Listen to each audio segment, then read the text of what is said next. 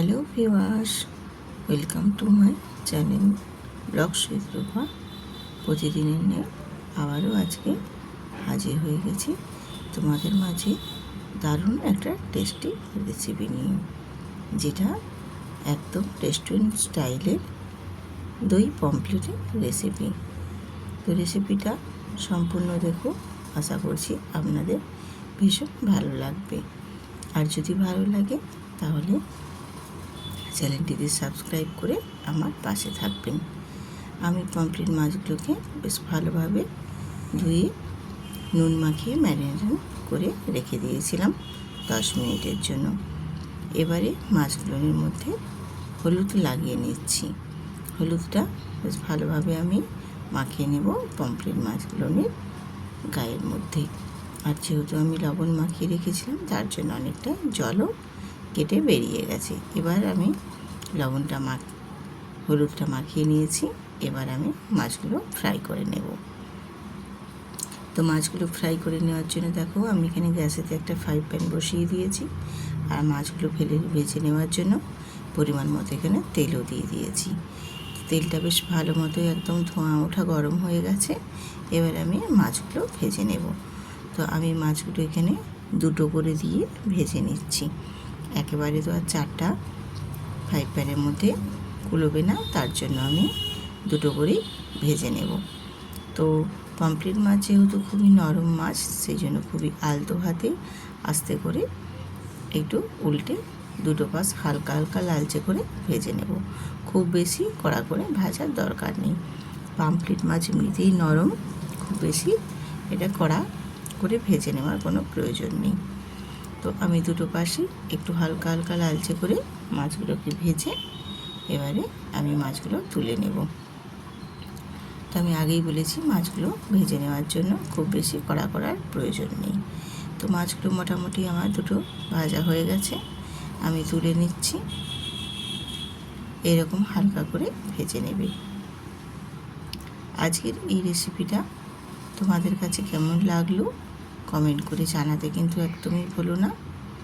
এই পমফ্রেট মাছের ফ্রাইটা করে নেওয়ার পর আমি আবারও যে দুটো মাছ ছিল সেই দুটো ফ্রাই করে নেব হালকা করে।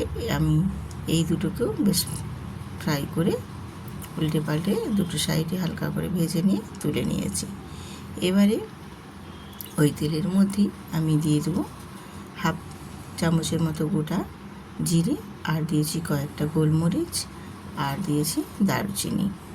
দিয়ে একটু নাড়াচাড়া করে ভেজে নেব। বেশ জিরেটা ভাজা হয়ে গেলে এর মধ্যে আমি দিয়ে দেব পেঁয়াজ কুচি।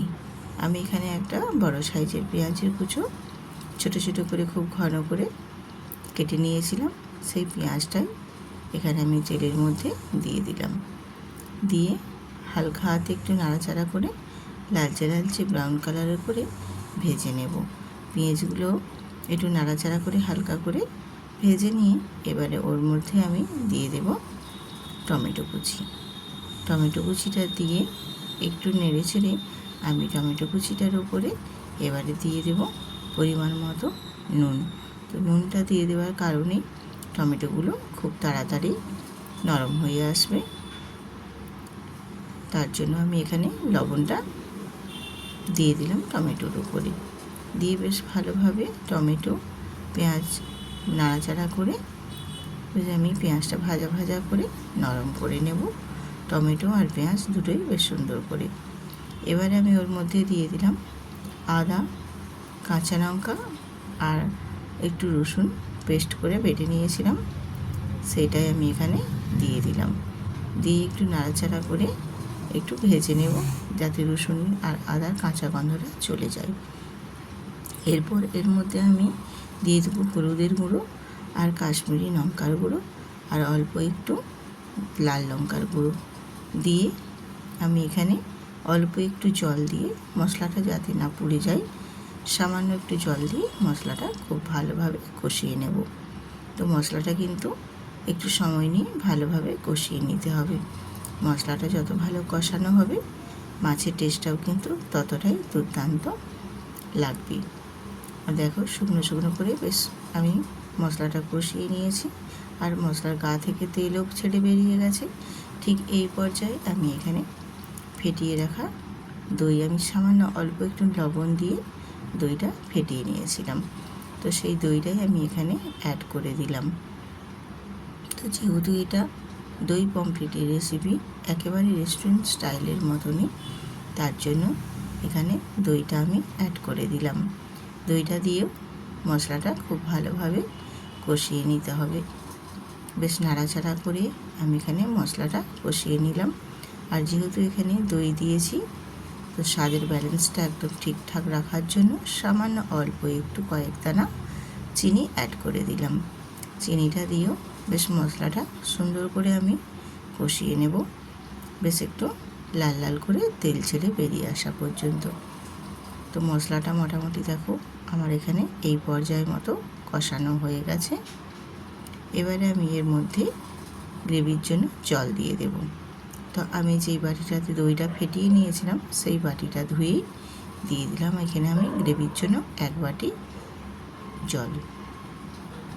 তো জলটা দিয়ে নাড়াচাড়া করে নিয়ে বেশ আমি একটু ফুটিয়ে নেব। তো আর গ্রেভিটা কিন্তু একটু বেশ ভালো মতো ফুটিয়ে নিতে হবে।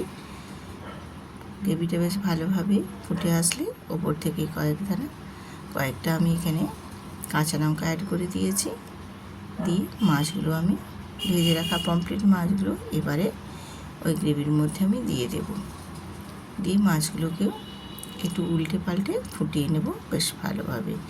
তো আমি এখানে 4টে পমফ্রেট মাছকে এই গ্রেভির মধ্যে দিয়ে দিলাম। দিয়ে একটু খুন্তি দিয়ে আলতো করে নাড়াচাড়া করে গ্রেভির মধ্যে ফুটিয়ে নেব। তাহলে মাছগুলো কিন্তু বেশ খেতে ভীষণ সুন্দর লাগবে। গ্রেভিটা যত মাছের মধ্যে প্রবেশ করবে, মাছের টেস্টটা কিন্তু ততটাই সুন্দর হবে। এই রেসিপিটা বানানো যেমনই সহজ, খেতে কিন্তু অসাধারণ। একেবারে রেস্টুরেন্ট স্টাইলের মতো দই পমফ্রেট আমার একেবারেই রেডি হয়ে গেছে। ব্যাস এবারে চলুন গ্যাসটা অফ করে নামিয়ে নেব। তোমাদের দেখিয়ে দিচ্ছি, দেখো কতটাই সুন্দর হয়েছে, দেখতে কিন্তু ভারী মিষ্টি লাগছে। এরকম রেসিপি পেতে আমার চ্যানেলটি সাবস্ক্রাইব করে বেল আইকনটি প্রেস করে রাখবেন, তাহলে নিত্য নতুন রেসিপি দেওয়া মাত্রই সবার আগে পৌঁছে যাবে তোমাদের কাছে। আর আজকের রেসিপি কেমন হয়েছে জানাতে কিন্তু একদমই ভুলো না। তোমাদের কমেন্ট পড়তে আমার ভীষণ ভালো লাগে। তোমাদের সুন্দর সুন্দর কমেন্ট পেলে আমি আরও ভিডিও বানানোর উৎসাহ পাই। তাই তোমরা একটি ভিডিওতে লাইক, কমেন্ট, শেয়ার করে আমার পাশে থেকো। সুস্থ থেকো, ভালো থেকো।